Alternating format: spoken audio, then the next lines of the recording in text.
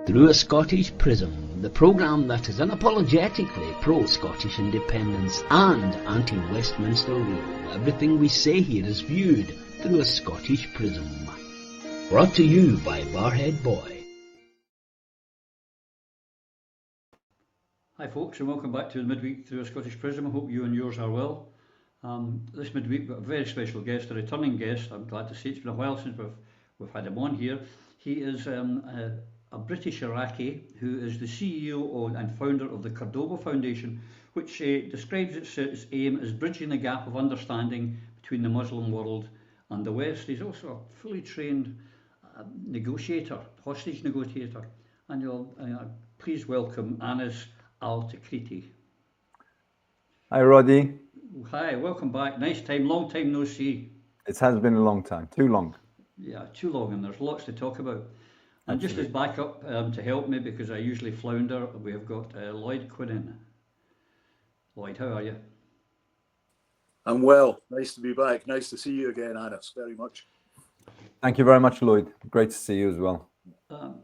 Since the last time I saw you, I mean, it went from horrific to, I don't know what you would call it, in West Asia, in Palestine. How would you describe things over the period? Well, it has been a very long time, probably around a year or so since we last spoke, and no one had in mind what was to unfold in the subsequent several months. And that is, you know, we have to. We are under obligation. The least we can do is to call things as they are. And what we saw unfold day by day was a full-blown genocide. You know, we read in history books about genocides that's happened in the past, and we read about the plight of the victims of genocide and the evil acts of the perpetrators of genocide. But this one was before our very eyes. And, you know, this may become one chapter in the history books. And the least we owe the victims of those genocides, since we couldn't save a single one of them, of the tens of thousands who were killed, hundreds of thousands who were injured, probably terminally, the least we can do is to call the crime that was committed against them as it should be. And unfortunately, it sort of shatters the soul to realize that amongst those who promoted, those who egged, those who encouraged, those who clapped and applauded the killing of those children, the killing of those women, the killing of those ill at hospitals, the killing of those innocent people are walking amongst us, are people whom we often see and know. Thankfully, they're in the minority. In fact, according to some polls, the extreme minority, but they're still there. And unfortunately, it has come to blow that, you know, committing a crime the size of which we have all seen and witnessed is, according to some amongst us, something to applaud and something to encourage and something to even bemoan that, you know, enough wasn't done. So, but this is the kind of world we live in. What unfolded in Gaza is untold. The devastation is immeasurable. You know, I was, for, I don't know, probably the 50th time over the course of the past year, delivering a speech about Gaza just a few days ago. And, you know, I was going through the notes, and it struck me the fact that the story of Gaza is often told by the numbers of victims. You know, we talk about the 50,000 or 60,000 killed. We talk about the 200 to 250,000 injured. We talk about the millions displaced. We talk about an entire civilian strip basically reduced to rubble. And that, it appears to many as being the story of Gaza, but that's not it. You see, you know, amongst the numbers that we never mention is, you know, do you know that there are at least 35,000 minors under the age of 16, some of whom are as little as several months old, who are left without a single member of their families. They are left to their own means. One medic who described, and he said, and I quote, "The loneliest place on earth, the loneliest place on earth is that hospital bed soiled with blood of countless previous victims, where a child wakes up devastated from their injuries, feeling immense pain, not knowing what's happening, being in a hospital corridor full of other people who are injured and medics who are running around trying to save whoever they can, and looking around and searching for a face that they find familiar and finding none." That is the story of Gaza. The fact that so many children, so many helpless people have been devastated. And the disgraceful and shameful thing from my point of view, from our point of view, is that we watched this. We watched this as we were having our, respective cups of tea and coffee, as we were waiting for the next match of the day, as we were watching the next episode of whatever soap that we were following. And the entire world watched on as this crime was committed in Gaza. It's a story for the ages, Roddy and Lloyd. I mean, it's something that we will continue to talk about and to speak about, and do that we must, because what else can we do? What else can we do? And also press some of those who sit in high offices, claimedly having authority and power, to do the right thing, or close to the right thing. Right now, you know and I know that the ICC and ICJ, the highest courts in the entire world, courts that we in the West built as part of this so-called international order, this global order, this world order,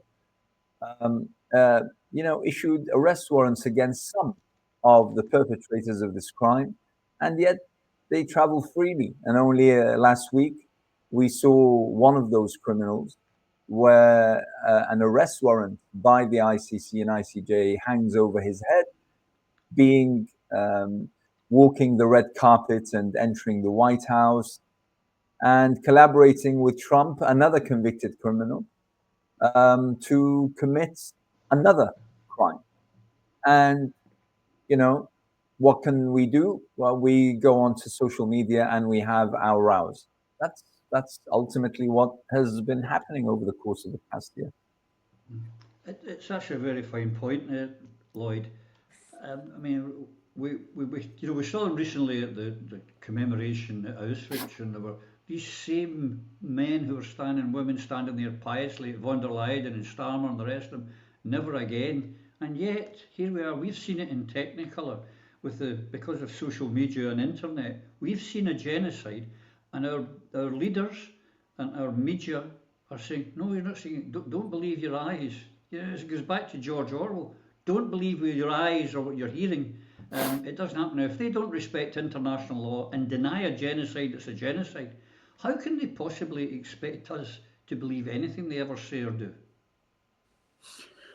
Roddy, I think the greatest tragedy of the moment, and I'm deeply moved by what Anna's just said, is that I think for many of us, we believed that genocide and these things had been consigned to history, that we, the human race, had advanced to the point where we would not tolerate these things. Now, I find it incredible that the information I can get from outside UK sources and internet sources show me very clearly the reality of what is happening both in the occupied West Bank and in Gaza. But if I watch British television, the BBC, ITV, and to a slightly lesser degree, Sky News, then we would be given the impression that there is no great tragedy occurring. There is no great crime against humanity occurring. It's a limited police action or special military operation. It fails entirely to give us the true human dimension. I mean, you know, as Anas described it, can you imagine? I mean, I'm you know, we're the three of us are fathers. Can you imagine your child waking up, having lost limbs, in a hospital with no friendly face, no familiar face? That's happening minute to minute, hour to hour, day to day, and has been for over a year now. It's absolutely horrifying, the number of children, amputees, but the number of orphans. And then the discussion here in the West be about the removal of these people, transferring them to other countries.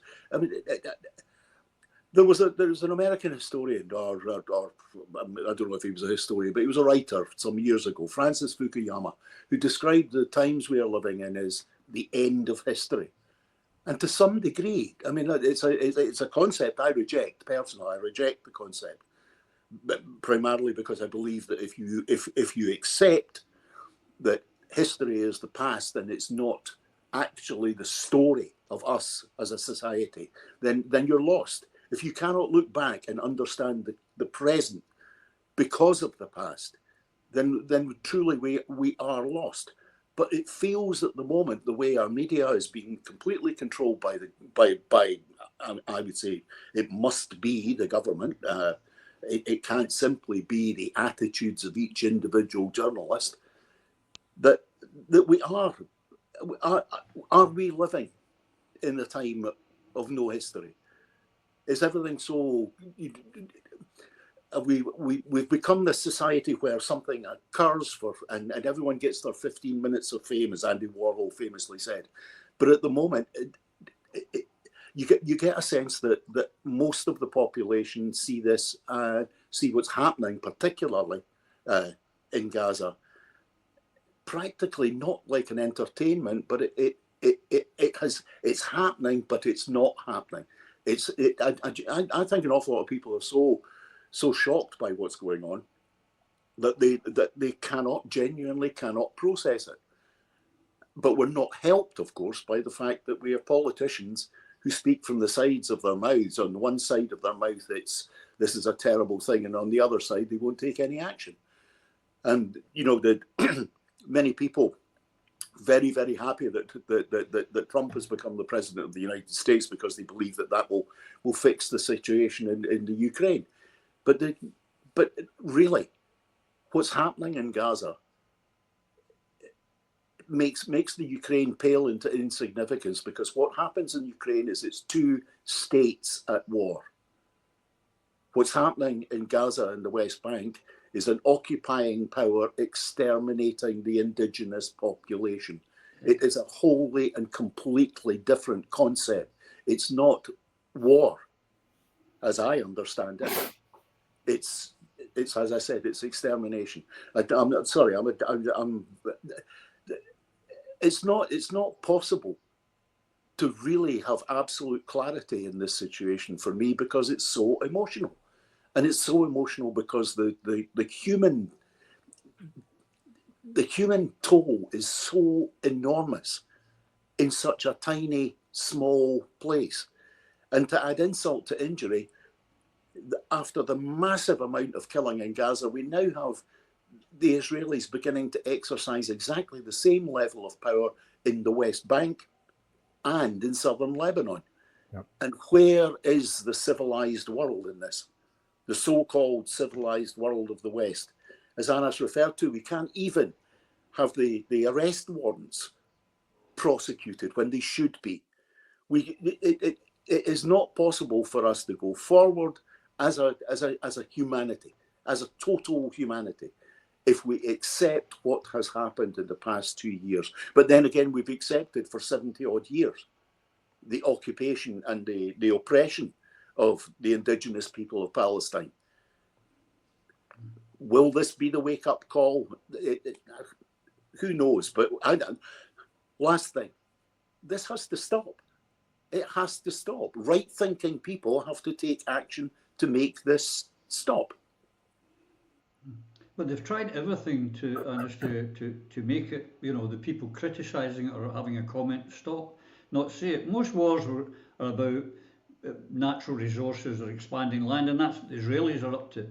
But I would mention in the West, the imperialist countries, the UK's, France, America, Germany, Belgium, all the ones who are silent, is this, as far as it's absolute blatant racism.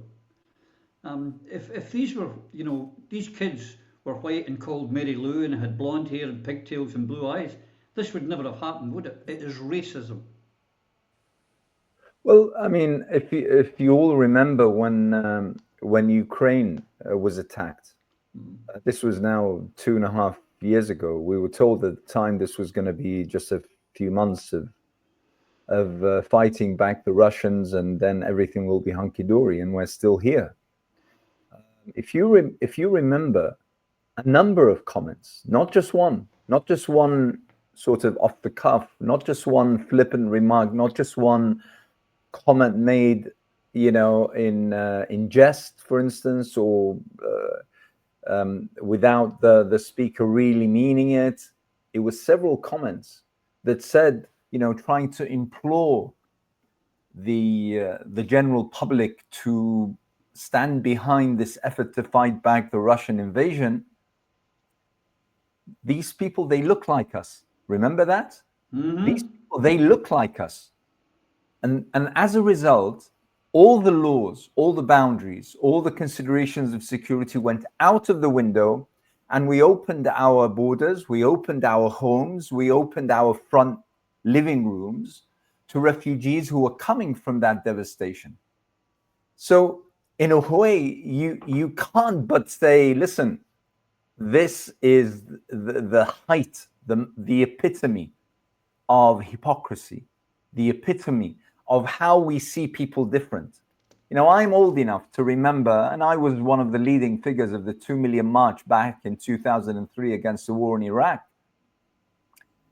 And I couldn't escape the fact, and I have to say that back then I had a little bit a more rosy tinted view of the state of politics, and I put it down to ignorance, and I put it down to the lack of information and all these things. But, I couldn't escape the feeling that the Iraqis were seen as subhuman. The Iraqis were seen as people that weren't, okay, so they're human beings, but they're not really human beings, So yeah, it's not exactly like killing one of ours. It's not exactly the same. And that, unfortunately, and like I said, I try to dismiss those thoughts, but what I could see time and time again unfold, and before Iraq, if you recall, there was Afghanistan, of course. And again, the kind of seeing people on different levels, that there are people who look like us, who speak like us, who sort of have the same culture, probably the same faith, they do things similarly and the like. They deserve, what we call international law, human rights, and the protection of, and others who don't really. They're seen as sort of lowly. And by the way, I mean, this was something that I heard very early on in my career, and before I got involved and fully engaged with politics, when I had hair, believe it or not, I used to be an interpreter. So I attended loads of international conferences, and I remember till now attending a military conference or a conference carried out by a Ministry of Defense in one of the European countries. And one of the sessions, to my horror, I didn't anticipate this, was sort of an operational thing. And the commander was explaining certain actions and tactics. And one of the things was, if you recall how the Americans or the Brits, because we were there in Iraq as well, when they would raid a family's home in the middle of the night or early in dawn or the like, the first thing they would do is to cover people with black hoodie, with, black sacks. And the idea was obviously to disorient them so that they can't escape. They wouldn't know where to run. Okay, so that makes sense. But there is another element. And this guy explained it, and it's etched in my memory till this very day, about 30 years on. He said, when you cover someone's face, they stop being human. You dehumanize them. You can do with them whatever you want. Once you look into someone's eyes, you see them as human. And that's something you must never do. And therefore, if you're to brutalize, you're to drag, you're to beat up, you're to even shoot and kill, you mustn't risk seeing them as human. So you cover their heads. And I remember this till this very day. And I saw it happen time and time and time again. And every single time it shattered, it broke my heart into pieces. We have to reclaim our humanity, my friends. What we are in the battle of is far greater. And I don't know how greater it could be than what we've seen in Gaza. But believe you me, it's for our own humanity, because that is what we are risking to lose. Had it not been for the millions hitting the streets throughout the world every single week, demonstrating for the people of Gaza, honestly, I would have said we are on the brink. We are on the brink, probably even beyond, in terms of reclaiming our humanity. It is those that were attacked by the likes of Suella Braverman and subsequent Home Secretaries as hate marchers. Those are what are holding on to the shreds, to the coattails of what we used to call humanity. Those are the ones who are saving us. Otherwise, I honestly feel that what we are talking about, what we're campaigning for, what we're banging our heads against walls, it might seem futile, but what we're fighting for, it's so precious. And that is our own humanity. Because in all honesty, you could look at what's happened in Gaza and then see what's happened or what's been said by so-called intelligent, intellectual politicians here and there and say, we've lost it all. It is quite, in humanity, it's a great point, Lloyd. If, to save our humanity, people have to pay for this. Just as we had the Nuremberg trials, where people had to pay for the Holocaust then. Will, Gallant and Netanyahu have to stand trial? They've got the warrants are out for them, as we mentioned earlier. But will they ever? I don't think we can answer that. In some ways, what Anas is saying is, if we do not reject what's happening, then we become the perpetrators. We become effectively the IDF. If we fail to speak up, our politicians, and they are our politicians, have to be brought to book first. Never mind those who have committed the crimes. They must be dealt with. But we have to find a way of preventing this happening again. And we can only deal with what we can deal with. And that's dealing with the politicians here. At the next at the next election, we have to take that spirit of the street, that spirit of resistance that there is amongst those who are keeping the flame of Palestine alive. We have to apply that within our domestic politics and demand more of our politicians, and reject those who would, simply for the sake of having a peaceful life in their organisation, keep their mouths shut and happily go along with the actions of Starmer's government, or our government, for goodness sake. The Scottish National Party government in Edinburgh has had meetings with senior Israeli officials during this past year, and that, as far as I'm concerned, is utterly and completely wrong, because at no point did they ever make use of those meetings to express the concerns of the people of this country. Now, this is where individual responsibility comes in. We have an individual responsibility to call out those who are carrying out the crimes, certainly, But we have a bigger responsibility here to make sure that we never again have those who will conspire with those that commit the crimes, namely our politicians. That's the only thing that I can see positively that we can do at this moment, because we are dependent on their actions. It's only the actions of our politicians would lead to the arrest of Gallant or any of the others. Now, we know that in the past, it came very, very close to arresting an Israeli general in Scotland in 2002. Now, it didn't happen, but the threat was there. And it created, in our politics, an influence, because in that action, in that close to arrest action in 2002, set the alarm bells ringing with the Israeli government. And that's when they began a far bigger attempt to influence the politics of our country. And we have to remember, Israel's operation to create policy in other countries, or to manipulate policy and politicians in other countries, is legendary and is probably the most effective and most powerful form of their defense. We have to recognize that, we have to call it out, but we also have to accept that we do not make the demands on our politicians that we should. The concept that simply because someone becomes elected, they then instantly become an expert on all matters, and that we hand over completely any responsibility that we as individuals have at the point that we mark that X in the box is wrong. And we have to get over that. If there's any lesson to be learned from the genocide in Rwanda to the genocide in Gaza today, and the genocide in Iraq and Syria in between, the lesson is we, the individual elector, has to take responsibility, and we have to demand better of our politicians. But in demanding better from our politicians, we demand better of ourselves.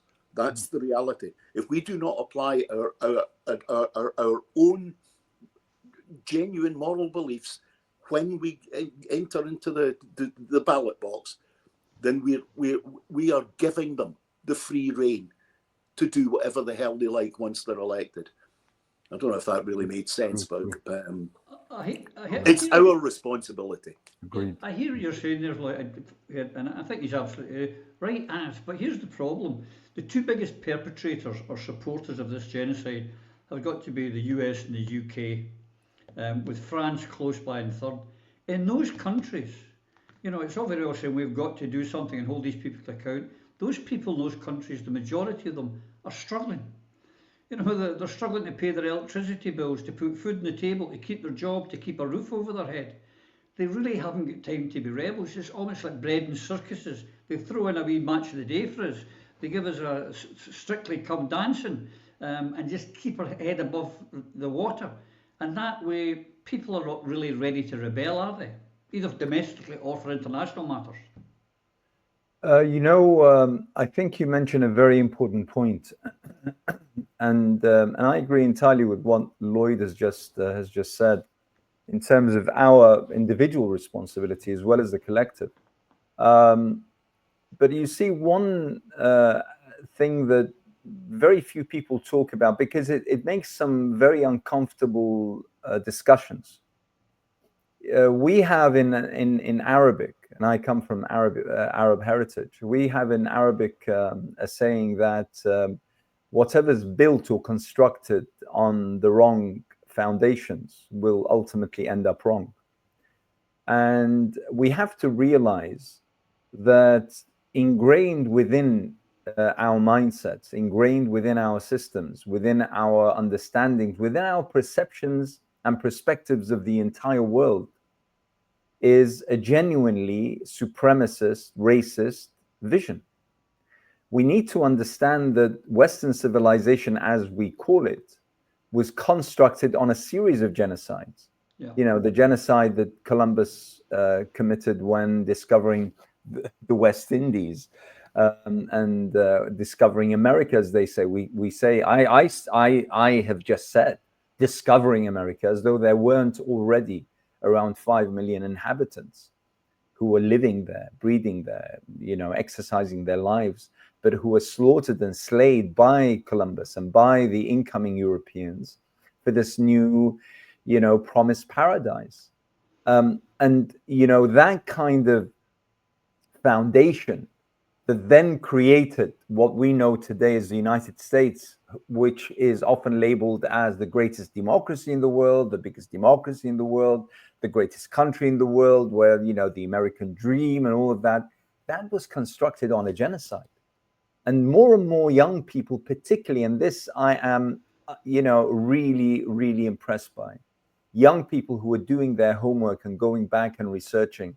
Those were the people who around 5 years ago started saying, hang on, why are we celebrating every single year Columbus Day when basically we're celebrating a genocide against the natives of America?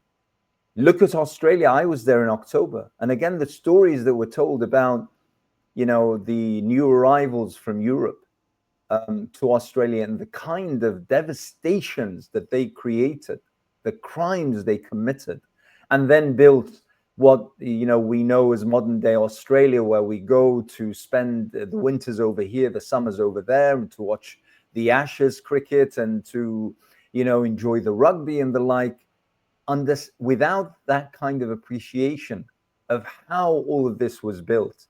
That is something that young people are coming to realize, and Gaza was an eye-opener for millions of people around the world. And this is something that I'm extremely proud of, because the more and more I go and speak to young people in universities, colleges, young professionals and the like, and the more I'm impressed by the level of, inquisitiveness, the kind of questions that come my way, the kind of discussions, the ideas, the problems that they throw in terms of their comprehension of what they call their own identity.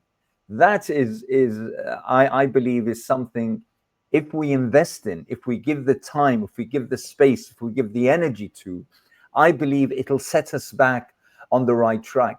You see, once again, all that we're calling for here today, when we speak about the concept of humanity, all that we're calling for is treating everyone equally. That it sounds like, it's something that we're already there, but in actual fact, we are finding time and again that we're not. We're as far from that as we can ever imagine, which is creating the premise for war, which is creating the premise for genocide, which is creating the premise for the kind of inequality that we're seeing. And whilst, we are fighting our wars within, we have poverty, we have homelessness, we have all these food banks that are the only booming business in our economies today. The fact, the other day, I carry on about this and I keep talking about this. I was picking my daughters up and we were driving, and then they started shouting, pointing to Miss So-and-so, Miss So-and-so. They were seeing her someone. I was looking around saying, where is she? And they pointed, and it turns out this full-time teacher of over 28 years experience was standing in a line waiting for the food bank to open. You ask yourself, where have we gone wrong? Why is a full-time teacher of such experience waiting in line for the food bank to open? So sometimes you think, is it that the hens are, have come to roost? Is it that now we are finding the same kind of what we delivered unto others? I mean, at the time of the Iraqi war, I used to be on the stage addressing hundreds of thousands, on one occasion, 2 million people. And I said, the last thing we want is for innocent people in our country to have their homes burned down, either literally or metaphorically, because we have dared agree with our government burning down the homes of innocent people in Iraq or Afghanistan. You see, these things have a way of ironing themselves out. And what we're seeing today in our countries, and like you just said, Roddy, we're facing immense problems. I mean, when you look at the United States and you think of 2.2 million people every single night sleeping rough, sometimes entire families, and I've seen some of them with my own eyes. And then you think of America's policy in supporting Israel in trying to devastate the Gaza Strip, which has about 2.2, 2.3 million people. And you think to yourself, these things, sometimes they could be a coincidence, but sometimes you think to yourself, maybe not. Unless we are kind to others, no one will be kind to us. Why is it? I was abroad just a few days ago attending an international conference. And one of the people who was on the long haul flight, and we struck a discussion. One of those people was someone who had been exposed to a foreign culture for the very first time, and they were observing. They were asking themselves certain questions, and one of the things that he kept repeating to me, he said, "They're just like us. They're just like us." And at first it was sort of okay, but then it became a little bit funny. Like, what did you expect? What did you expect? But then you understand that this intelligent, grown-up man was a product of a culture, civilization, education system, media exposure that told him otherwise. But now that he has come to see for he ate with these people, he swam with these people, he stayed at the same place as these people, all of a sudden he's coming to this realization that to him is absolutely devastating, that he's repeating it like a moron, to be perfectly honest, that they're just like us. They're just like us. And this is, this is ultimately where, our fight. This is where our fight is. Because believe you me, we may think to ourselves, this could never, ever happen again. But you know what? It could. And unless we change, unfortunately, tragically, devastatingly, it will. So it's down to us. It's down to us to correct, our education systems, to look into our history, to think about how we were built, to come to reckoning with our young people as to where we came from, how we are constructed.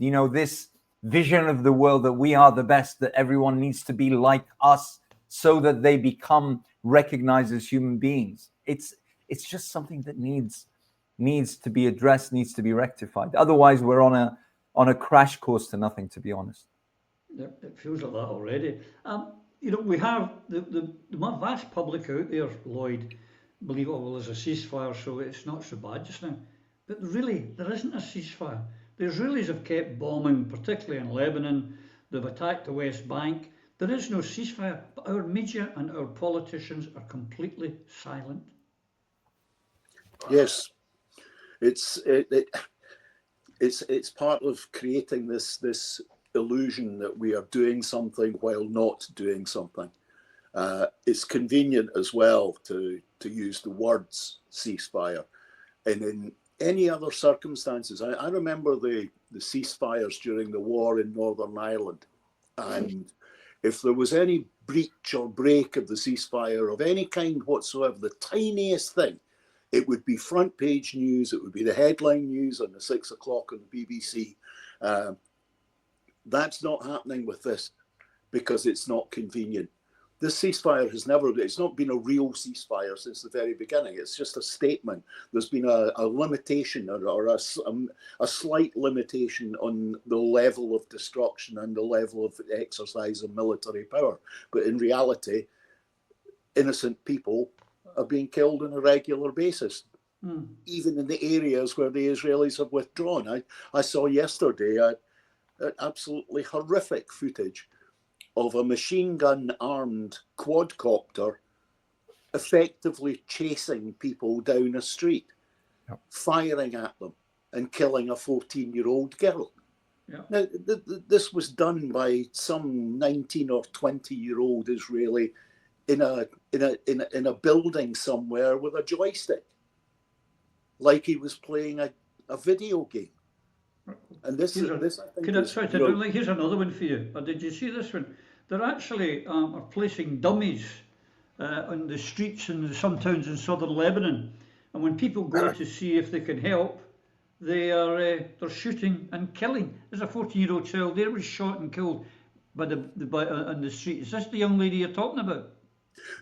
And I heard about this, but no, I'm talking about another one who I maybe got the ages mixed up, but it was a young child. It wasn't an 18 or 19-year-old, and it wasn't someone under 12.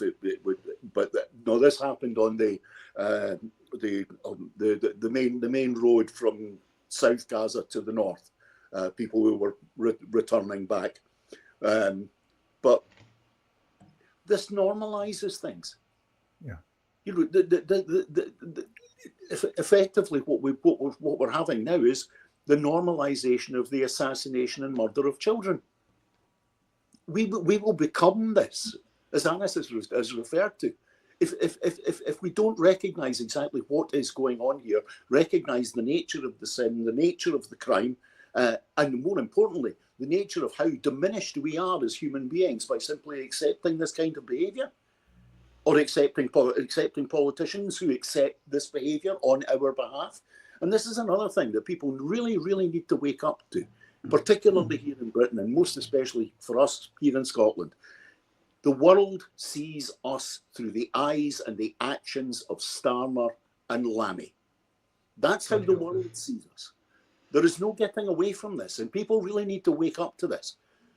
We can point the finger at our politicians and say, oh, that's them, they're doing it. But look at it from the outside. You know, for any of us who spent any amount of time living in another country, you get that perspective of how that country sees your politics and sees you as a society and us as individuals because of the actions of your politicians.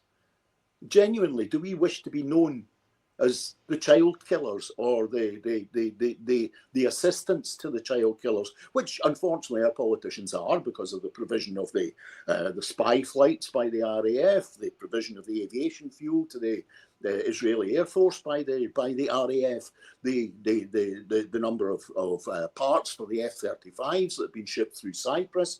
You know, but Britain has filthy hands in this. Of course. And by association, we do individually.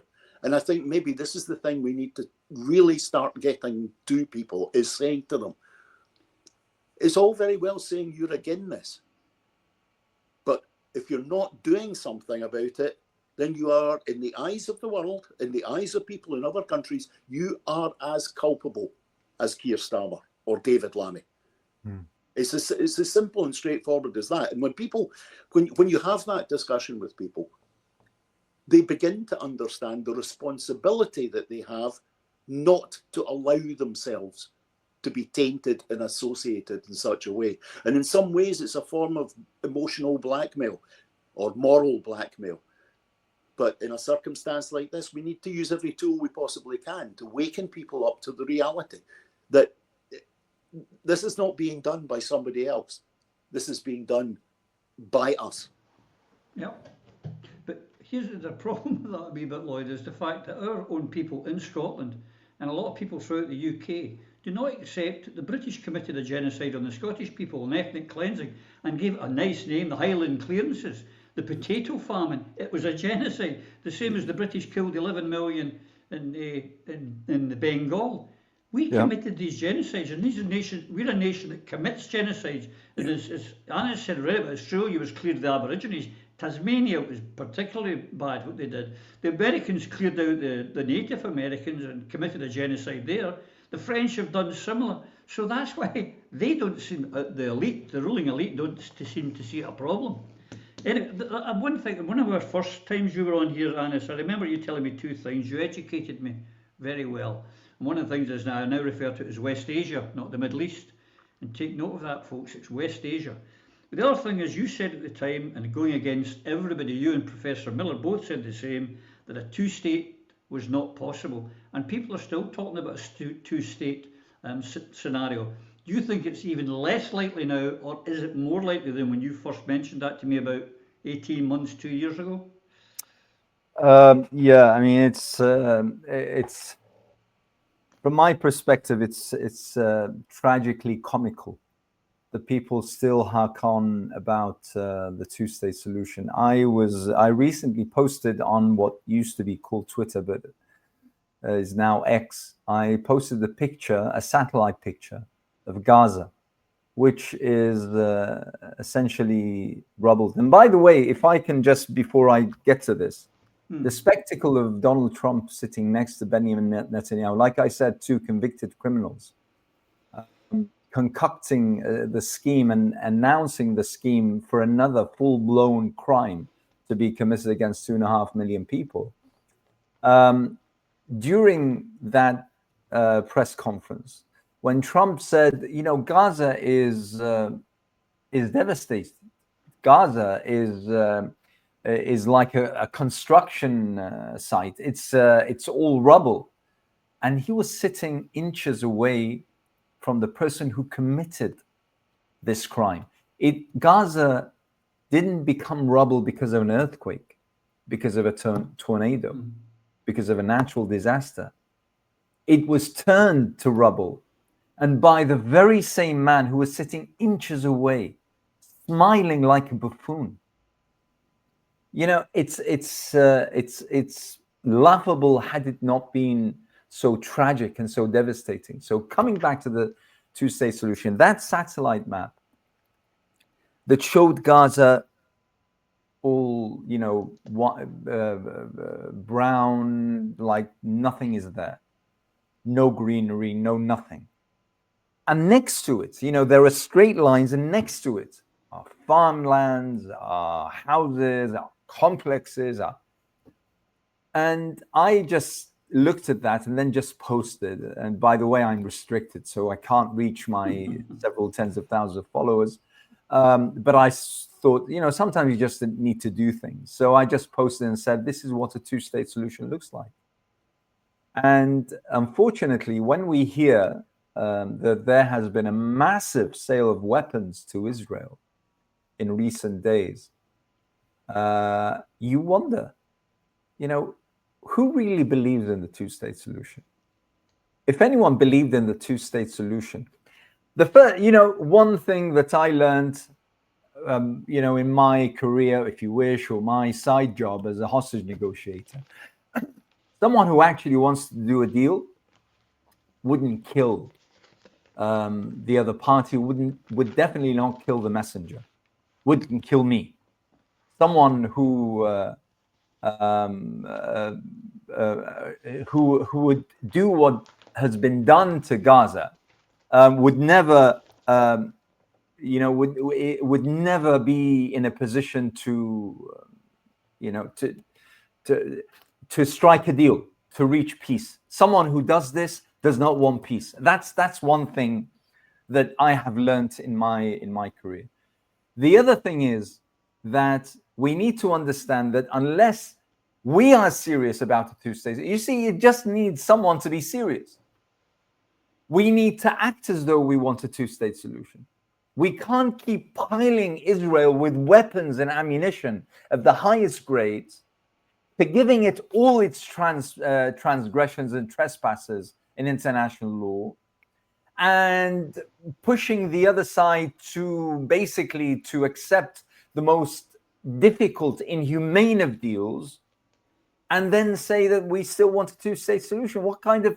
There is no state. There is no other state. So basically, from the practical point of view, it's a non-starter. But also from another point of view that I want to mention, and by the way, this is a difficult subject to address because our minds have been prepared in a particular way, have been premised in a particular way, where we're not even able to contend with. The Palestinians are an occupied people. Mm-hmm.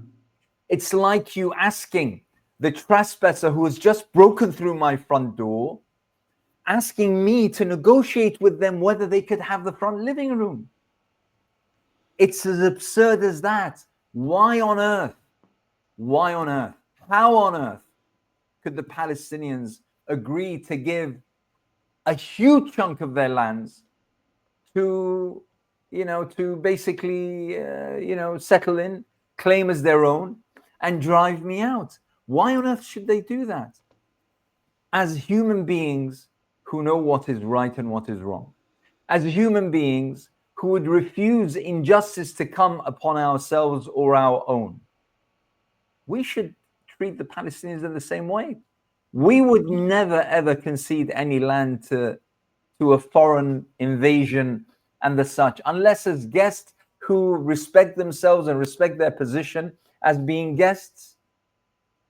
But, you know, why on earth should Israel be allowed to claim any of Palestine for itself?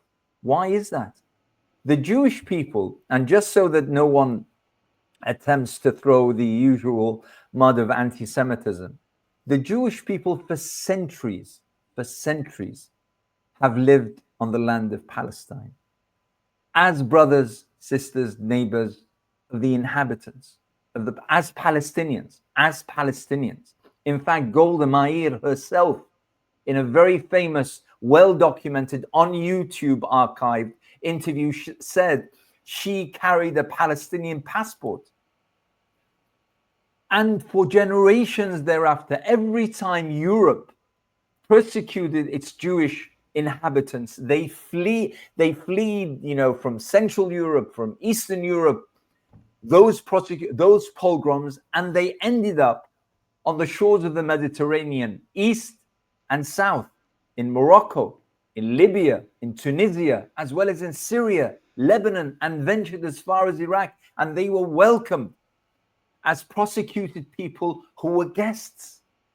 And they thrived, they flourished, they created businesses, they had families, they had children, generations lived in those countries without having either to convert, without having to change their ways, without having to become something that they weren't, neither them or their children.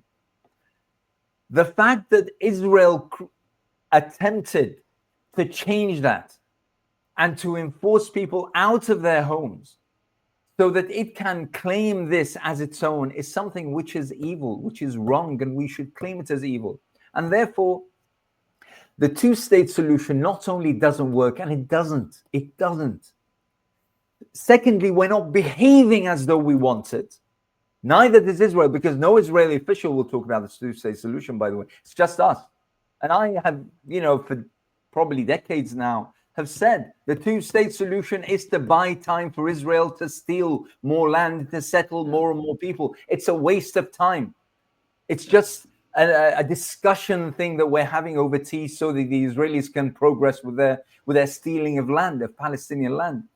And thirdly, it's something that defies humanity. It defies logic. It defies our own sense of what is right and what is wrong. And that's something that we could never accept. You know, the two biggest, or the three of the biggest perpetrators of this two-state solution are the United States and the UK, Lloyd. If they truly believed in a two-state solution, why won't they recognise the state of Palestine? Because you need to have two countries. So you would recognise both if you're going to have a two-state solution. The reason they don't is because they don't even believe the two-state solution. No, it's as Anna said, this is all the two-state solution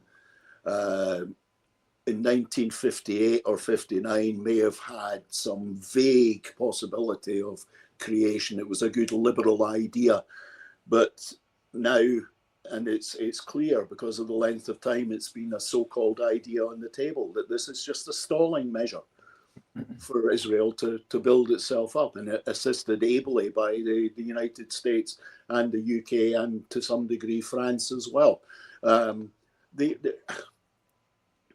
When you reverse the situation, if you say to Britain, okay, you've got that little bit of the top of Ireland. The Irish are coming to take the rest of Britain. There will be a two-state solution. Scotland, Wales, and Ireland will become Ireland, and England will become what's left of Britain. That's not a perfect analogy, but you know, in real terms, the British and the Americans and European guilt allowed Israel to happen for a number of different reasons. Guilt partly, but also geostrategy was involved in this. The West wanted to maintain some kind of control in the Eastern Mediterranean, and a white Israel, non-Arab Israel built over Palestine would be the perfect solution to that. I think the people who understand this situation much better than most are in actual fact the religious Jews. The religious Hebrew people who do not live in Israel, but many of them that do live in Israel as well, recognize that being Jewish is a religion. It's not a nationality. And in factual fact, I heard one particular rabbi the other day say, look, we have a Jewish religion, we have a Jewish culture, but we also have many Jewish cultures. There are the Polish Jewish culture, there is the Russian Jewish culture, there's Hungarian Jewish culture, pointing out the reality that Israel tries to deny. The fact is, being Jewish is a religion. If you choose to extend that out and attempt to develop it into the concept of a culture, what you end up with is Zionism. And Zionism is the antithesis in real terms of what the Jewish religion is. And in some ways, the one positive of this past year is the amount of education I've had on the realities of the Hebrew religion and what it means, and the fact that it itself is so hugely divided over many things. But the main thing that divides it at present is the issue of Israel. And the strangest thing is, people get into trouble in the West and the rest of the world by making what are called anti-Semitic remarks or anti-Semitic statements, when in actual fact, if you actually spend any time listening to the debates in the Knesset or any of the political debates in Israel, anti-Semitism is the daily currency of the Zionist. It's mind-bending to discover that in actual fact the non-religious Zionist Israelis treat the religious in a manner which is you would call it racist, but it might be, but they absolutely despise the one central issue that binds them together as a people. So on the one hand, the Zionists say, we are the country of the Jews. We will provide protection for the Jewish people. Come into the bosom of our country that is Israel. And then when you get there, in actual fact, you're treated as a second-class citizen because you're religious. And it's because of the rejection of the Zionist ideal. The Hebrew people, religious Hebrew people will say it's a religion, it's not a nationality. And that is the antithesis of what the Zionists tend to believe. And until we in the West begin to understand that Zionism is not Judaism and that Israel is not the Jewish homeland. It's just not, and should never be. If this situation is not addressed properly come the end of this current period of madness, then it will repeat and repeat and repeat and repeat and repeat ad infinitum, and make, as many religious Jews say, particularly those not living in Israel, life for people of the Hebrew faith in other parts of the world will become more difficult. But then again, there are those who would say that Netanyahu, Smotrich, Ben-Gvir are actually wanting that to happen. They want people to feel the fear within the societies they've grown up in, and then to move to Israel to protect the Israeli state. And there can be no solution in that whatsoever. The only possibility I can see is if it's possible for sane people to arise from the Israeli community particularly, and recognize that if if they continue in the manner in which they're doing and rejecting entirely the rights and the rights of land ownership to the Palestinian people, then this is perpetual war unless you have absolute annihilation. Ultimately, the two-state solution leaves something in the middle for mad people, which is allow, if you don't accept the two-state solution, then you have to accept a one-state solution. And as far as things are at the moment, the power lies with the Israelis, and that Israel will be that one state, and that the Palestinians will not just be driven out, they will be exterminated effectively. Their culture destroyed, irrespective of their religion, their culture, their history, their language, everything obliterated for the sake of what? For the sake of some people who have a greater sense of their own entitlement than possibly any nationality on the planet. Possibly. The clock's beating us, Anas, but a couple of things I want to get in before we go. You know, we spoke earlier, we've all got to keep doing our bit to help and to try and keep this alive and put pressure on our government. But it isn't also the responsibility of the Arab nations to show some solidarity to their fellow Arabs? It's kind of ironic, and I mean, I'm sure it's a programme on its own, and one that I don't understand the full implications of. But Iran, which are not Arabs, not viewed as real Arabs, am I right? They're one of the biggest supporters of the Palestinians, whereas other Arab countries don't support them. Is that not got to be addressed? Oh, believe you me, it has to, of course. The entire so-called Arab world that was constructed in a quite a laughable manner. I mean, you only have to look at the map of the Arab world and the 22 states that make up the Arab world to understand that at some stage, someone actually took a ruler and a pen and just basically drew dividing lines between those countries, which, by the way, share a language, the very same language,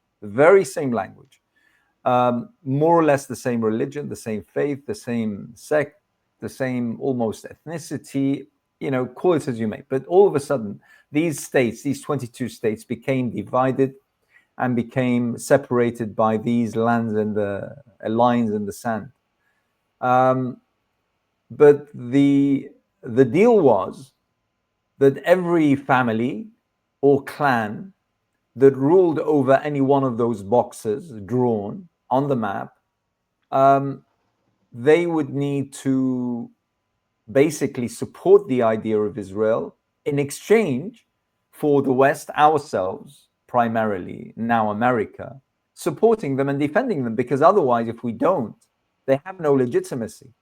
People will start asking, hey, hang on, how did you become our rulers again? Remind us.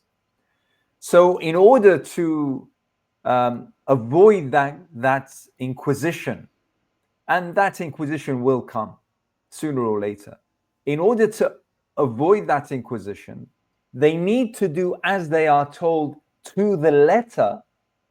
Otherwise, they lose their fiefdoms, they lose their kingdoms, they lose their presidential positions or,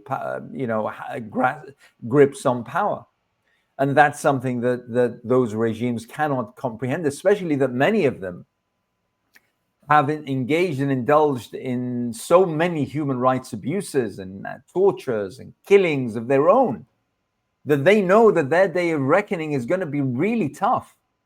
So the last thing they want is to defy their protectors by speaking out against Israel or doing, God forbid, anything to hurt Israel or to impede its expansion, lest they lose what they have.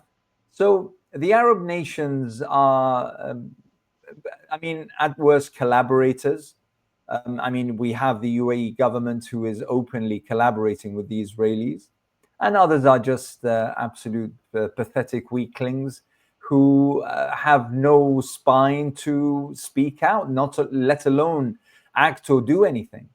So the Arab nations, to be honest, I said it from the very earlier times, and I think I said it's on your program, Roddy, when I said, listen, the best we can hope from Arabs is to just stay away, just stay quiet. That's the best you can hope, because God forbid that they get involved. If they do, they'll be on the side of Israel.